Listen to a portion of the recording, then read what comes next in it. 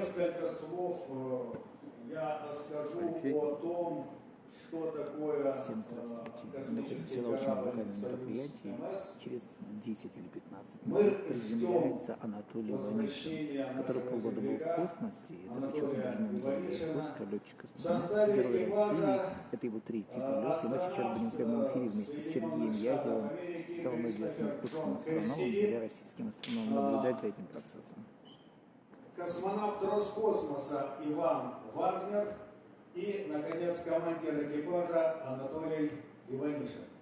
Они стартовали уже достаточно давно, более полугода тому назад. Перед вами эмблема экипажа «Союз МС-16». И вот такой замечательный космический медвежонок на борту из дома Анатолия Иванишина, который демонстрирует, есть ли на корабле невесомость или нет. Он подвешен под потолком спускаемого аппарата.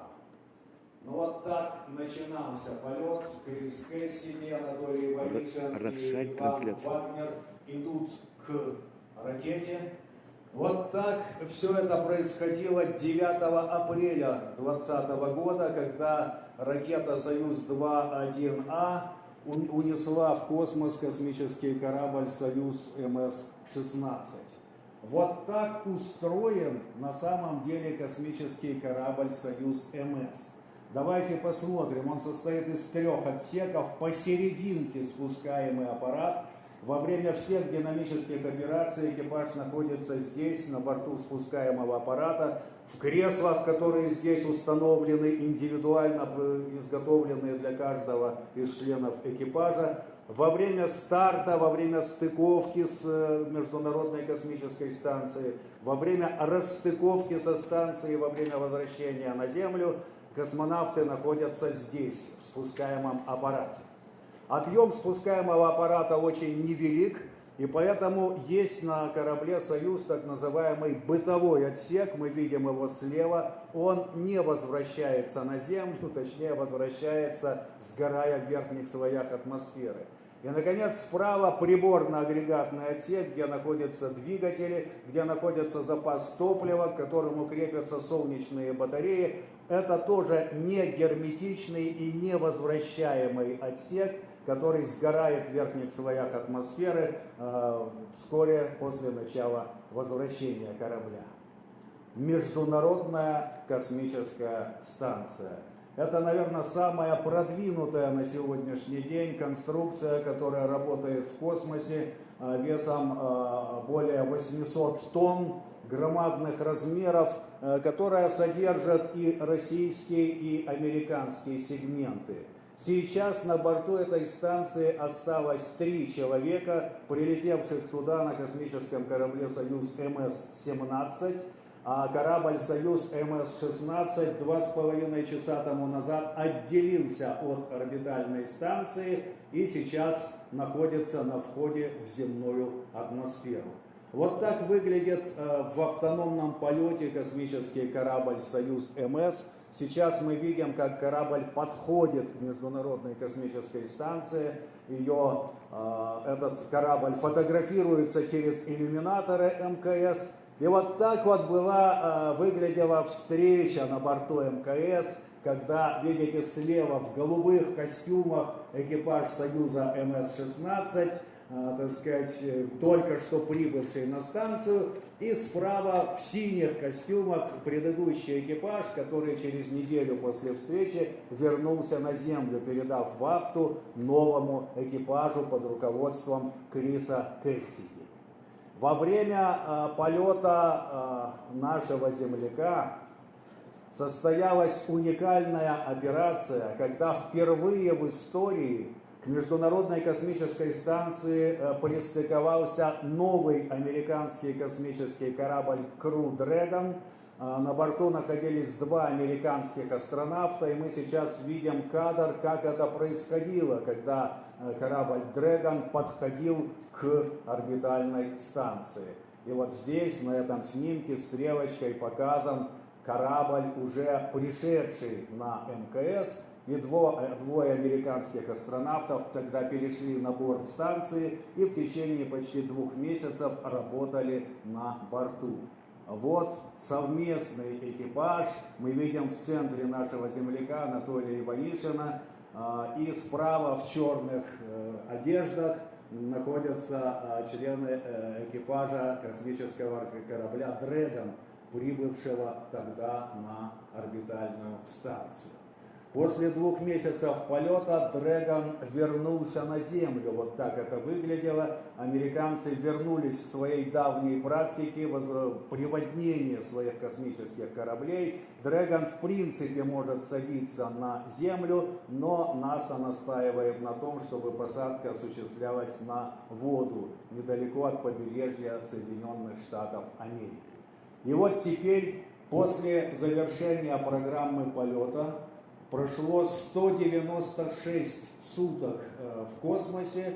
Космический корабль «Союз МС-16» отделился от станции, и сейчас он идет к Земле.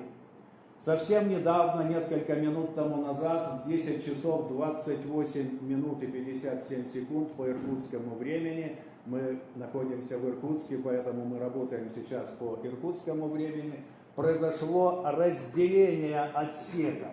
Слева на картинке приборно-агрегатный отсек, который, скорее всего, сейчас уже сгорает в верхних слоях атмосферы. Справа находится бытовой, или раньше его называли орбитальный отсек корабля «Союз», а посерединке находится спускаемый аппарат, который покрыт теплозащитным специальным покрытием, а днище у него закрыто специальным теплозащитным экраном. И днищем вперед сейчас корабль движется сквозь верхние слои атмосферы. Вот как раз сейчас, значит, корабль прошел ситуацию, когда перегрузки на борту спускаемого аппарата достигали 4-5 единиц, то есть вес каждого из космонавтов увеличился в 4-5 раз. Сейчас нет связи с кораблем, потому что стремительно спускающийся спускаемый аппарат окружен облаком плазмы, который не пропускает радиоволны, и тянутся томительные минуты ожидания в центре управления полетом. Сейчас нет связи со спускаемым аппаратом. Но уже достаточно скоро плотные слои атмосферы постепенно гасят скорость. Нагрев на лобовой поверхности термозащитного экрана достигает 1,5, 2, иногда и 3000 градусов. Но сейчас скорость постепенно падает, и это означает, что уже буквально сейчас должен в 10:40, как раз сейчас в 10:40, выйти сначала вытяжной парашют, а потом огромный купол основного парашюта на высоте примерно 10,5 километров над поверхностью Земли. И вот сейчас на самом деле космический корабль должен начать спуск на парашюте. Спуск идет со скоростью примерно 10-11 метров в секунду. И вот здесь на этом снимке показан момент посадки спускаемого аппарата, как это обычно происходит. И мы видим, что там срабатывают двигатели мягкой посадки для того, чтобы погасить скорость при касании, потому что удар бывает достаточно сильным. И вот мы видим, так выглядит обычно капсула, или точнее правильнее говорить, спускаемый аппарат на поверхность. И вот для того, чтобы еще раз немножечко почувствовать, вот как это все происходит, мы сейчас покажем короткий 5-минутный ролик, который посвящен запускам и посадкам космических кораблей. И вот здесь мы видим стартовый комплекс Байконур, ракета-носитель с космическим кораблем.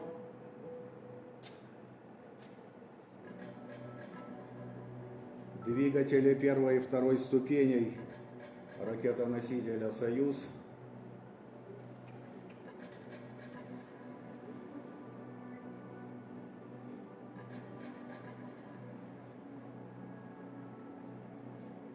Система аварийного спасения длинная сверху на обтекателе космического корабля с твердотопливными двигателями. Ракета устанавливается на стартовый комплекс.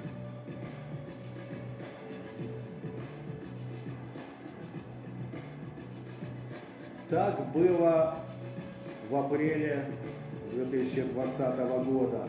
А здесь мы видим другой экипаж, который летал в 2006 году. Космонавты в спускаемом аппарате.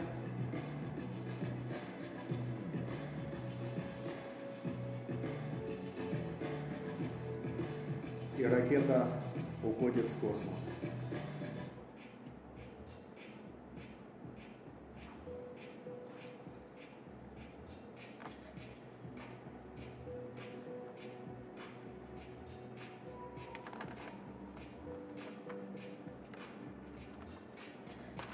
А дальше, когда программа полета выполнена, начинается подготовка к поисково-спасательным операциям.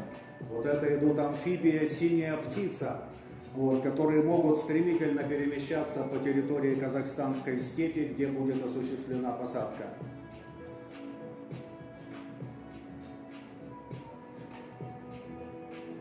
Вертолеты Ми-8, самолеты Ан-26 и Ан-12 сопровождают опускающиеся спускаемые аппараты. Мы сейчас увидим, как работают двигатели мягкой посадки. Вот они. Взметнулись, и все, корабль на земле. Обычно поисково-спасательная операция. Вот в оранжевом, кстати, был космонавт из Иркутска Александр Полищук, который как раз долгое время работал в этой системе. Идет эвакуация космонавтов. Это Павел Виноградов, совершивший полет. Это американская астронавтка иранского происхождения. Это Джеффри Уильямс, американский астронавт. Вот так это происходит. И вот обычно здесь сразу же разворачивается оперативно, видите, большая палатка, где проходит сразу первое послеполетное обследование. Сейчас в связи с коронавирусом такая палатка развернута не будет. То есть будет сразу первый осмотр космонавтов, им измерят давление, содержание кислорода в крови и немедленно будут эвакуировать на вертолетах в казахстанский город Жезказган, который по плану в 147 километров к юго-востоку от этого города должна произойти посадка, до которой остаются считанные минуты.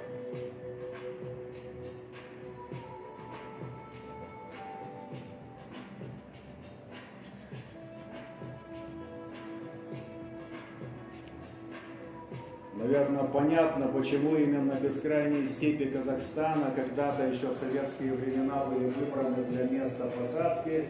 Здесь ничего не мешает приземлению. Никакие горы, никакие какие-то сложности рельефа. Экипаж доставлен в Жезказган, как обычно. Ну и здесь обычно и казахстанские официальные лица, и российские, и американские обычно встречают прибывших космонавтов. Так это будет и сейчас. С той оговоркой, что количество контактных людей уменьшено многократно из-за опасности коронавируса.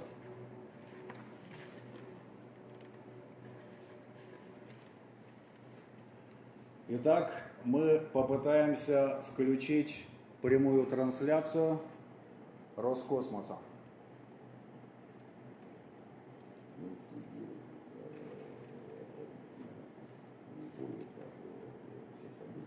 В Казахстане сейчас раннее утро, и мы видим, что, как обычно, Роскосмос, пока нет картинки с места посадки, демонстрирует нам ролики, демонстрирует нам заранее снятые и подготовленные видеоматериалы. Сейчас 10:47. Касание космического аппарата поверхности Земли ожидается в 10:54 с секундами. Но, значит, в зависимости от некоторых деталей, значит, это может быть сдвинуто буквально на несколько секунд.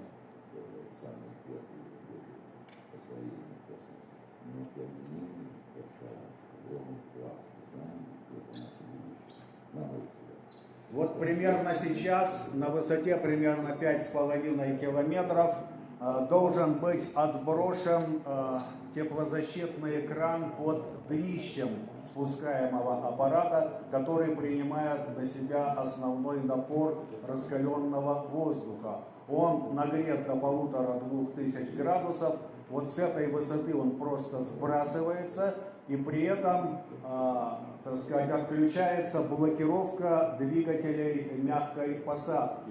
4 таких двигателя устроены в днище спускаемого аппарата. Ну и когда высотомер показывает буквально метр от поверхности Земли, срабатывают эти двигатели и дают импульс вертикально вверх, чтобы погасить посадочную скорость. Она все-таки достаточно велика, она больше 10 метров в секунду, и удар о землю космического аппарата может быть достаточно сильным. Поэтому сейчас вот тоже на высоте примерно 5 километров взведены амортизаторы кресел, на которых находятся сейчас космонавты и астронавт, и они сейчас должны готовиться к посадке. Это самые напряженные моменты ожидания удара о поверхность Земли.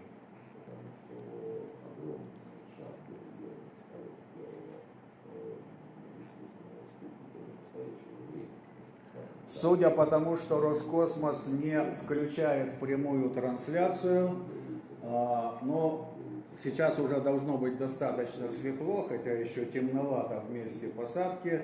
Можно предположить, что вертолеты, которые сейчас находятся в воздухе и баражируют в месте, где должен совершить посадку спускаемый аппарат Союза МС-16, что они пока не видят спускаемый аппарат под куполом парашюта.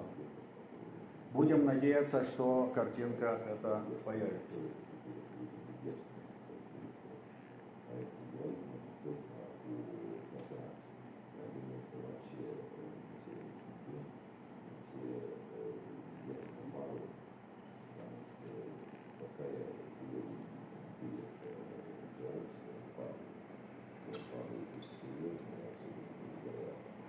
Руководители трансляции, точно так же, как и мы сейчас, тянут время, то есть надо заполнить вот эти томительные минуты ожидания, когда корабль достаточно быстро на парашюте опускается.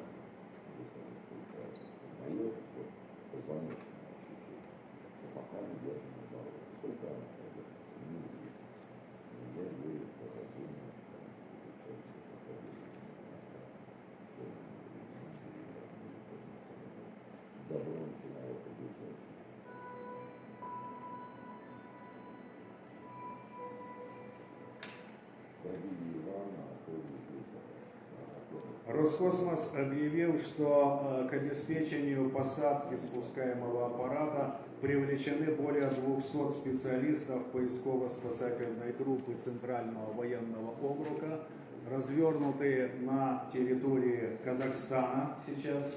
Значит, в воздухе должны находиться 12 вертолетов Ми-8, 2 самолета Ан-26 и 2 самолета Ан-12. Задействовано в поисково-спасательной операции более 20 единиц наземной автомобильной техники, в том числе 6 модернизированных поисково-эвакуационных машин ПЭМ-1 и ПЭМ-2 «Синяя птица». Это те машины, которые мы с вами видели в ролике, показанном несколько минут тому назад.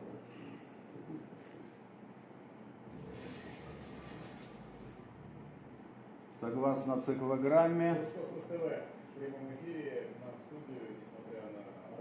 сейчас приехал летчик. Олег Олегович, здравствуйте. Можно Остается буквально вырос? 4 минуты до посадки. Небольшой видеопрофайл.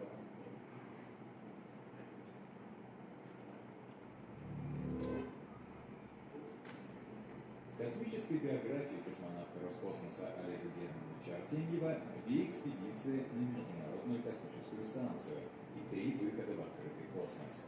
Общая продолжительность полетов 365 суток и 23 часа.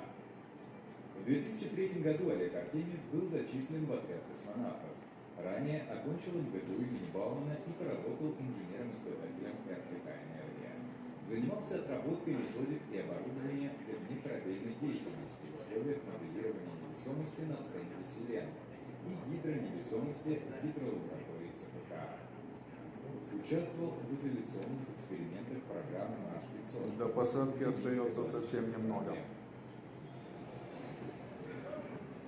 В свой первый полет Олег Артемьев отправился в марте 2014 года борт-инженером корабля «Союз КМА-13М» вместе с космонавтом Роскосмоса Александром Скворцовым и астронавтом НАСА Стивеном Свонсоном. И вот пошла наконец трансляция. Мы видим последние минуты полета космического корабля «Союз МС-16». Мы видим спускаемый аппарат под куполом парашюта. Все идет штатно, все идет нормально. Наблюдаем за возвращением на Землю экипажа корабля «Союз МС-16». Анатолий Иванишин, Иван Вагнер, Кристофер Кэссиди отработали на орбите полугодовую космическую вахту. Спускаемый аппарат корабля должен под куполом парашюта медленно спускаться к Земле. Олег Артемьев, космонавт, Итак, человек, который об этом процессе знает все и почти все. До расчетного времени приземления. остается несколько секунд. Мы должны увидеть, как сработают двигатели мягкой посадки возле самой Земли.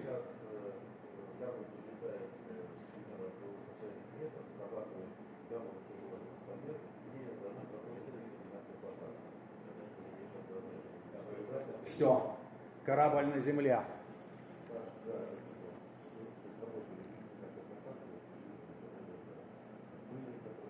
Купол парашюта медленно опускается на Землю.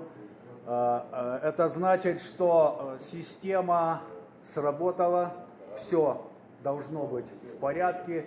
И сейчас вертолеты и автомобили должны стремительно подобраться к месту посадки.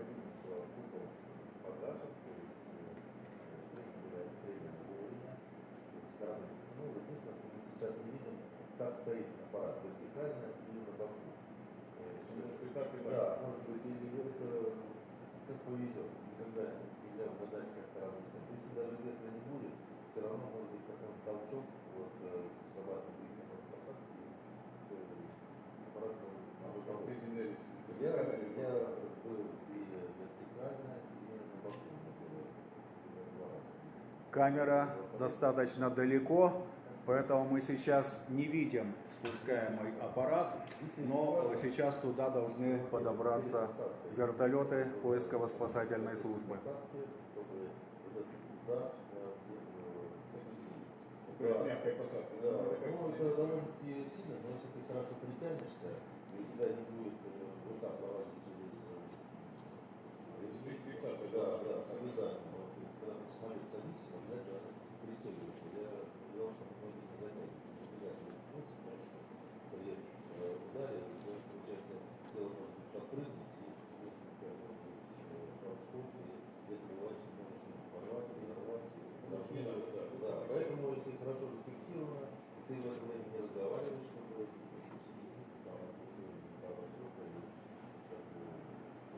В поле зрения видим вертолет, первый, который оказывается рядом с местом посадки.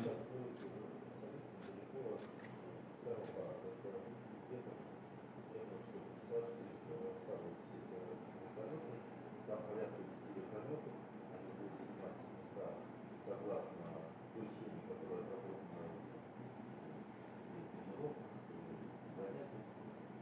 С ними мы должны как-то Обязательно, да, это зависит от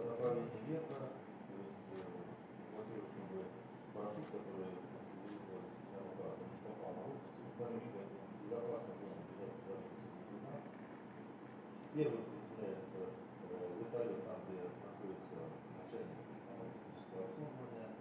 Вот первый подходит вертолет, осматривает вертолет и дает команду, То есть это целый год. порядка 10 вертолетов. Они строго очередной последовательности садятся. То есть в каждом вертолете есть те люди, которые должны первые подходить к аппарату, вторые это команда технического обслуживания, та команда, которая ограждает аппарат, та команда, которая едет, которая подходит до симметристы. Обычно на одном из вертолетов работает группа телевизионщиков, которая дает прямую картинку. Вот пока мы такой картинки не видим. Вполне может быть, что из-за коронавируса эта деятельность несколько ограничена.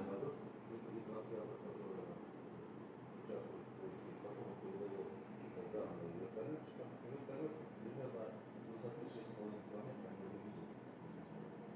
Спускаем аппарат и устанавливается связь между командиром вертолета и командиром спускаемого аппарата. И там устанавливается потом какой вниз, чтобы был перевод недолет, капитан, самочувствие экипажа. Ну и вертолетчики, которые вокруг летают спускаемого аппарата, сопровождают его, они докладывают высоту. У командира есть высотомер, примерно высота, но доклад командира вертолета он более точно говорит, какая высота, куда приготовиться к посадке. И в то же время идет данные о том, что с системой доклад на службе сработали на километрах у нас отстреливается оборот, защита. Спускается совод лишний и делится дорогой, чтобы ударить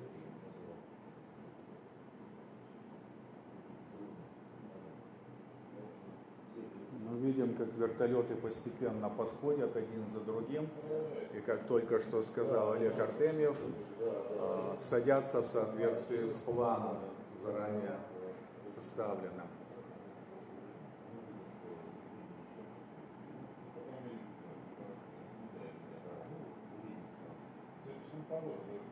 Погода отличная и место приземления тоже хорошее. Кстати, за 7-8 дней до посадки вот этот места, где должна была посадка, проводится облет этих территорий и потом уже наконец-то докладывается. Подходит это место до посадки. Бывает, потому что бывают разливы, бывает глубокий снег, поэтому если что-то не так, то место посадки может переместиться в другой район. А вы приблизительно в этих местах? Да, я в этом здесь тоже приземлялся, и когда работал в группе, там тоже проблизил почти все. Ну, как правило, все корабли российские возвращаются как раз вот в этих бескрайних степях. Вот. Совсем по-другому, конечно, будет ситуация, когда корабли будут стартовать с космодрома Восточный, и там возвращение, значит, это большой вопрос. Будут ли они садиться на воду, либо они садиться будут на какие-то участки среди тайги. Это, значит, это мы увидим через несколько лет, когда там начнутся пуски пилотируемых кораблей. Меньше всего строений, чтобы международно. Но вот по-прежнему мы видим, что работает только одна камера с большого расстояния, и картинки поблизости от корабля еще нет. Поэтому мы можем только догадываться, что там происходит. Ну, то есть мы знаем, что там должно происходить, но, к сожалению, эту картинку мы пока не видим.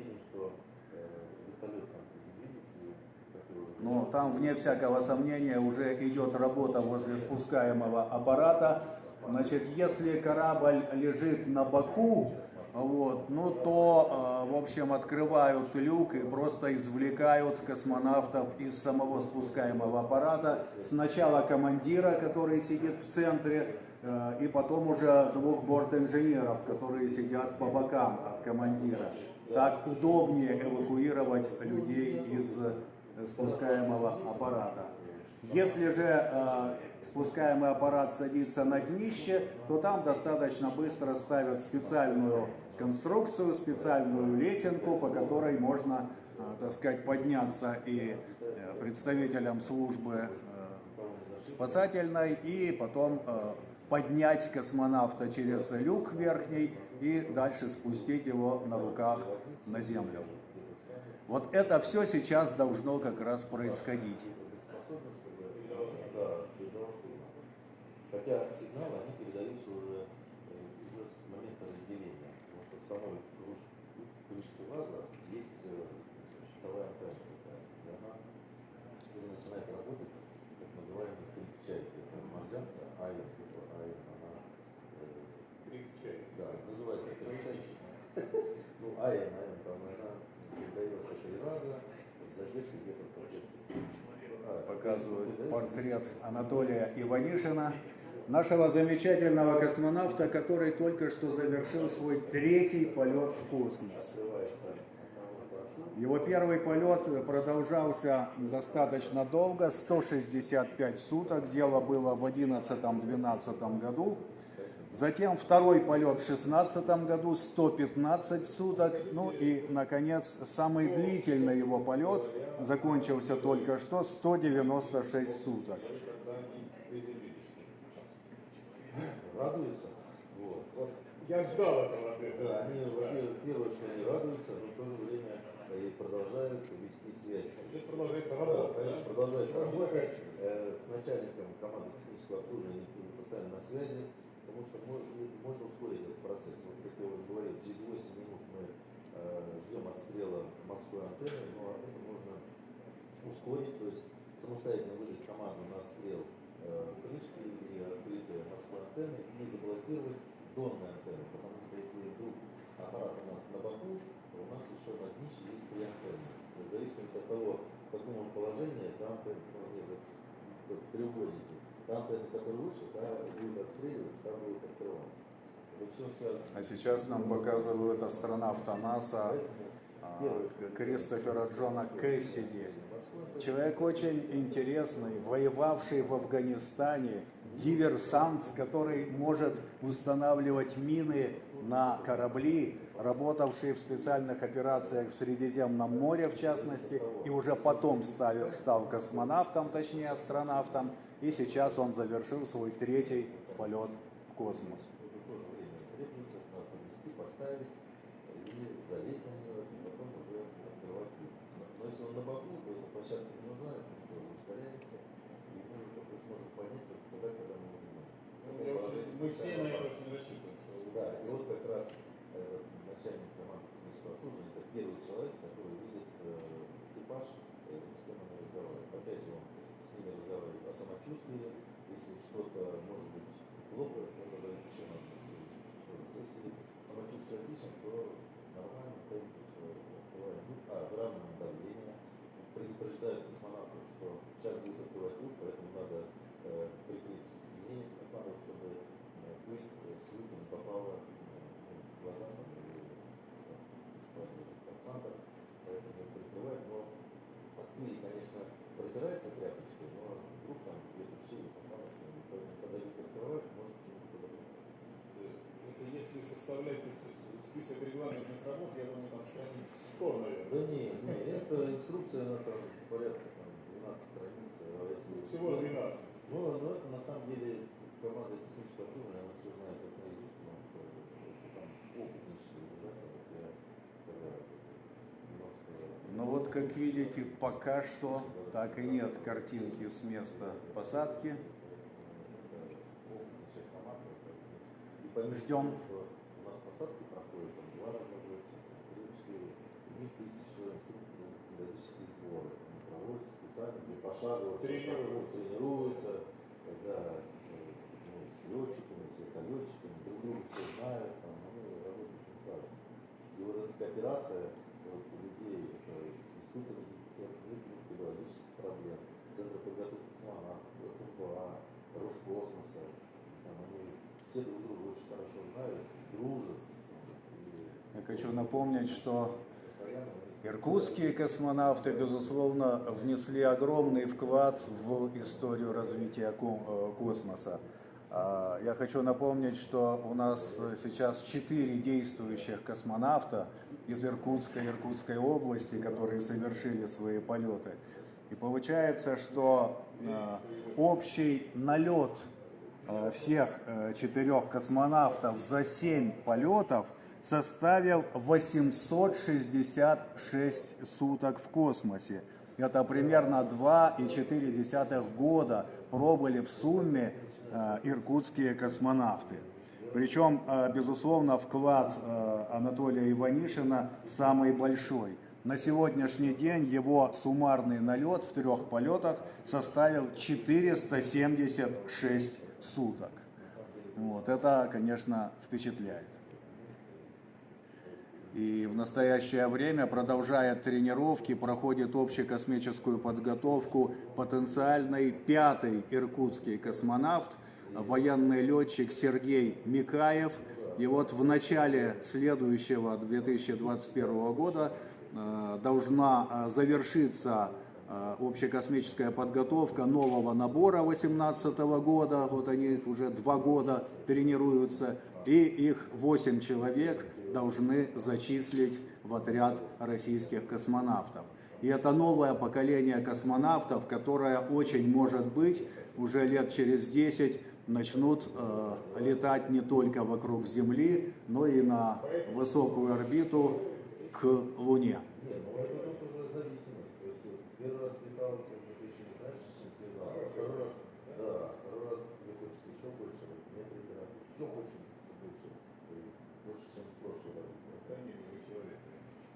Реабилитация при прибытии на Землю. Реабилитация, ну, она начинается сразу. Это, опять же, зависит от человека. Первое, это, конечно, физкультура, движение. Чем ты больше... Продолжается трансляция Роскосмоса. И мы тоже пока продолжаем нашу трансляцию в надежде на то, что картинку мы увидим. Перевернуться, даже когда ты лежишь в постели, тебе вот просто так вот перевернуться на другой бок, и тебе вот срабатывают и все вот эти мышцы, знаешь, потому что в космосе они не работают, Да, кстати, об этом говорили сегодня. да.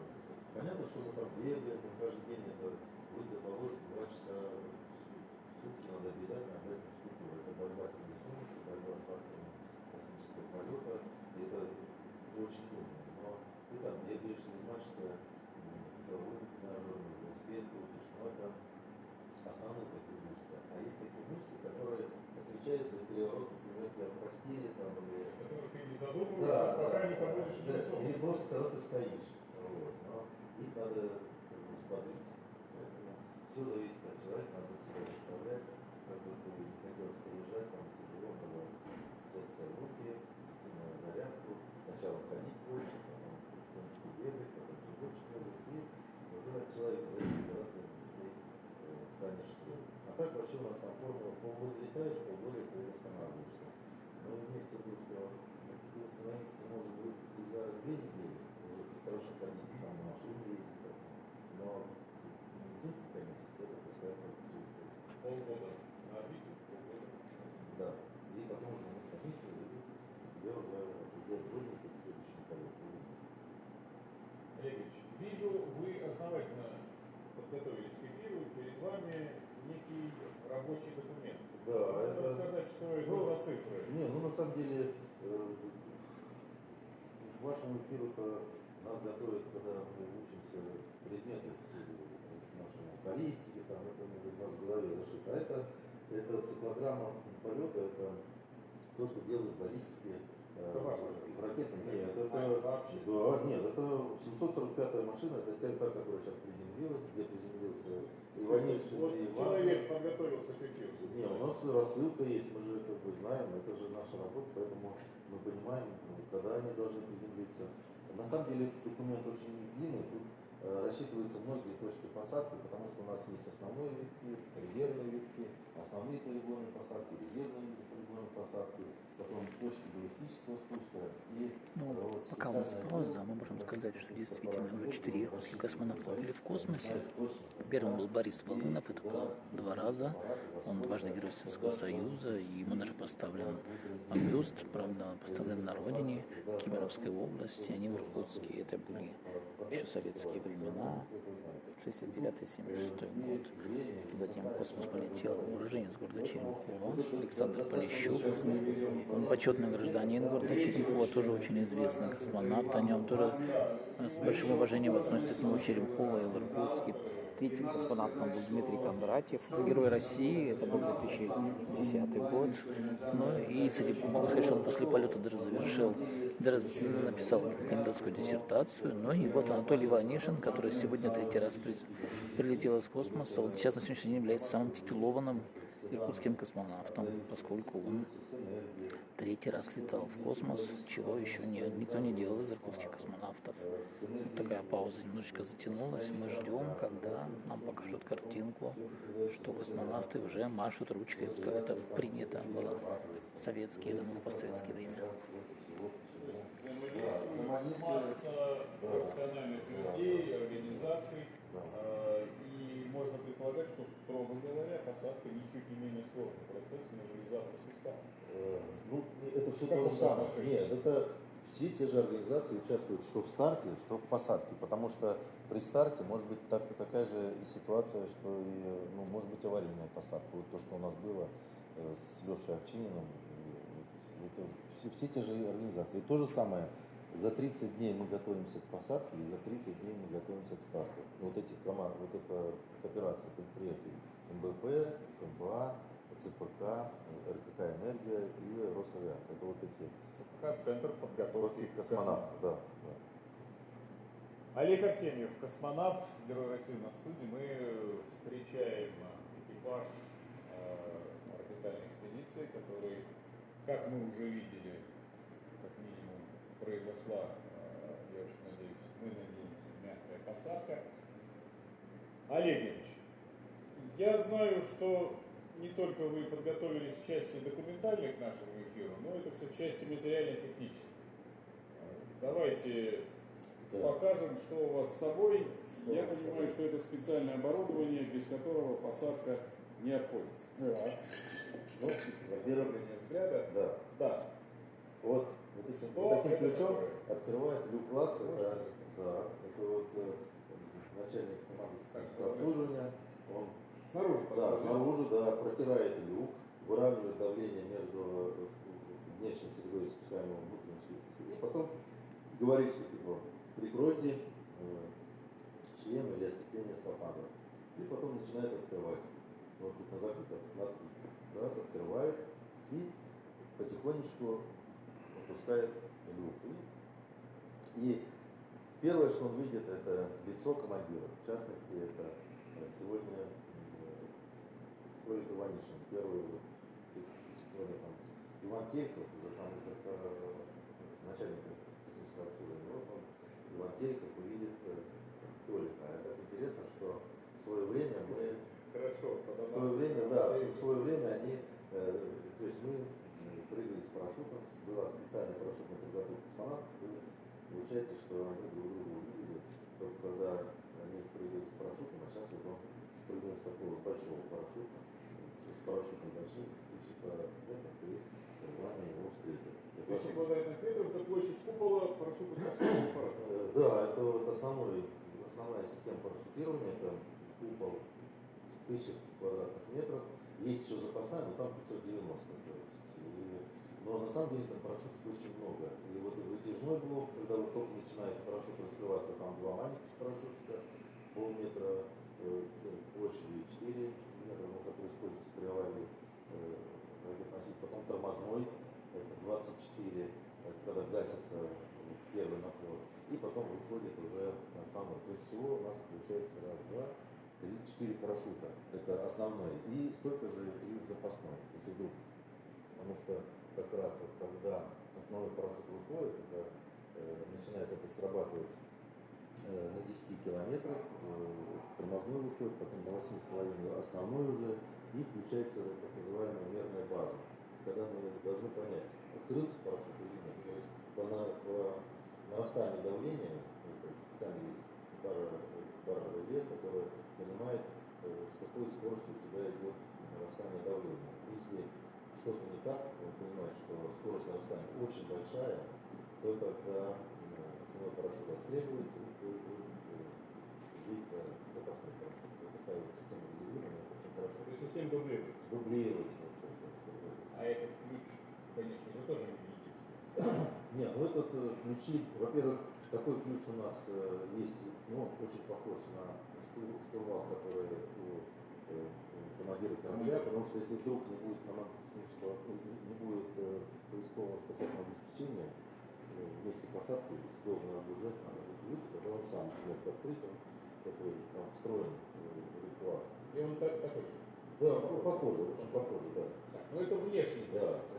Да, а если еще, если вдруг ни командир не сможет, там, вдруг у него там плохо будет, то и если снаружи никого не будет, то мимо проходящий какой-нибудь абориген или житель там, местности, который рядом с специальным аппаратом, он... Олег, Отлично.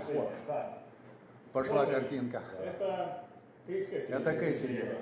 То есть приземлились. Это значит, что уже командир уже снаружи, он уже... Да, командира извлекают первым обычно. Потому что как раз... Там Вот, ага, на днище стоит корабль, отлично. Значит, правильно сел, А он как вам не завалился на бок.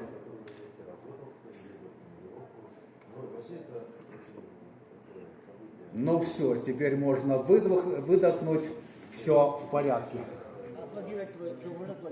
Да. Можно аплодировать. Экипаж с Анатолием Иванишиным вернулся на землю, и все в порядке. Анатолия Иванишина, Криса Кэссиди, Ивана Вагнера, Союз МС-16, можно уже сказать, видимо, благополучно совершил посадку. Олег Артемьев у нас в студии, продолжаем разговаривать о замечательных агрегатах, которые помогают при приземлении. Ну мы вот благодаря включению прямого эфира мы увидели, что аппарат стоит вертикально, то есть скалы вертикально. Это хорошо, что ли? Ну конечно, это красиво. То есть можно Я думаю, мы заканчиваем стрим, но не выключаем трансляцию на куполе Большого Иркутского планетария. Ну, мы продолжаем. Комментировал Сергей Язев, профессор Иркутского госуниверситета и научный руководитель Большого Иркутского планетария. Спасибо, что были с нами. Самому лучшему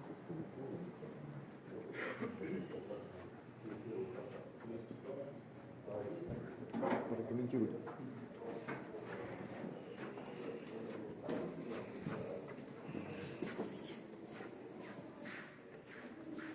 Ну, мы только что встретили достаточно знаковое событие для иркутских космонавтов и вообще для всего мирового космоса. Анатолий Иванишин благополучно приземлился.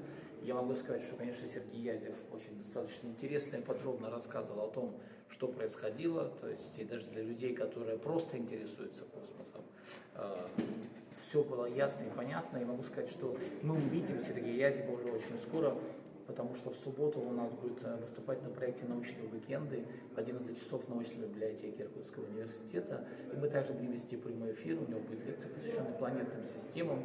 Поэтому Язев forever. Мы только что недавно, посмотрите на нашем канале, была у нас прогулка по Старому Иркутску, посвященная деду Сергея Анатольевича, это Ивану Наумовичу Язеву, которому только что недавно исполнилось 125 лет со дня рождения. Сегодня мы вместе с Сергеем Язевым наблюдали за возвращением космонавтов, российских космонавтов, героя России Анатолия Иванишина, почетного гражданина города Иркутска из космоса. И уже послезавтра мы опять встречаемся с Сергеем Язевым. Вот такой у нас целый месяц встреч с Сергеем Язевым. Все, спасибо, до свидания.